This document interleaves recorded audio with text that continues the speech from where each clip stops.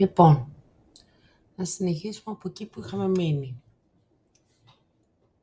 Βρήκαμε τους πρώτους αριθμούς, τους πολλαπλασιάζουμε και το αποτέλεσμα είναι 120. Πάμε στο επόμενο παράδειγμα, 4, 7, 15. Ξεκινάμε πάντα τη διαίρεση με το 2.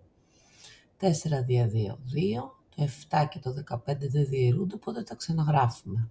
Διαιρούμε πάλι αυτή τη σειρά των αριθμών με το 2. 2 δια 2, 1, το 7 και το 15 δεν διαιρούνται, οπότε τα ξαναγράφουμε. Τώρα με το 3.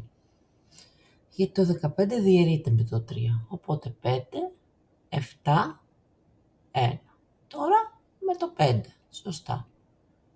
Το 7 παραμένει ίδιο, το 1 και μετά με το 7. Στο τέλος πολλαπλασιάζουμε όλους αυτούς τους αριθμούς, 420. Πάμε τώρα στην άσκηση 3. Τι λέει?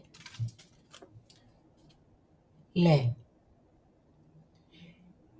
ποιος είναι ο μικρότερος αριθμός που μπορεί να διαιρεθεί με τους 6, 8, 10, 12. Άρα λοιπόν ψάχνουμε έναν αριθμό που να υπάρχει στις προπαίδειες του 6, του 8, του 10 και του 12, αφού πρέπει να διαιρείται ακριβώς.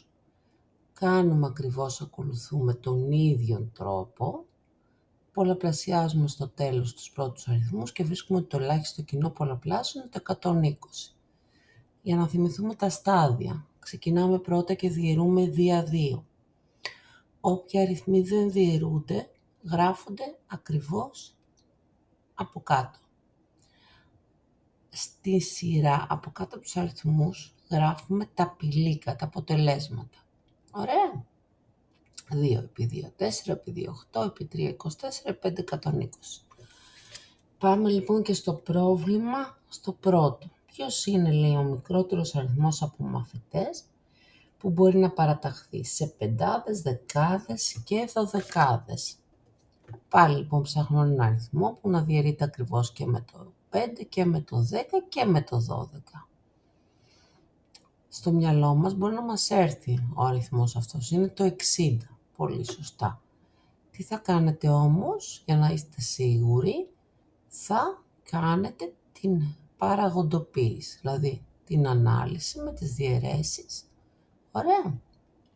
Τα γράφετε σε μια σειρά, διαιρείτε με το 2 πρώτα, αν διαιρείτε κάποιος αριθμός με το 2, διαιρείτε το 10, διαιρείτε το 12 και από κάτω γράφετε τα πηλίκα. Μετά πάλι με το 2, γιατί το 6 διαιρείται με το 2. Οπότε φτάσαμε στη σειρά 5, 5, 3. Τώρα επιλέγετε ή με το 3 ή με το 5. Το πιο σωστό είναι να αρχίσετε από το 3.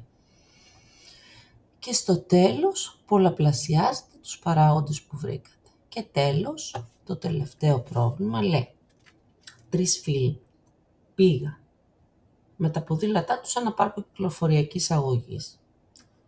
Ο πρώτος κάνει 4 λεπτά για να ολοκληρώσει ένα γύρο. Ο δεύτερος κάνει 6 λεπτά και ο τρίτος 8. Αν ξεκινήσαν από το ίδιο σημείο τώρα, μετά από πόση ώρα θα ξανασυναντηθούν πάλι στην αφετηρία? Κοιτάξτε να δείτε.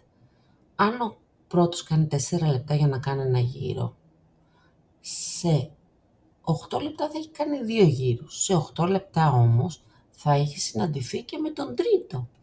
Με τον δεύτερο όμως δεν θα έχει συναντηθεί.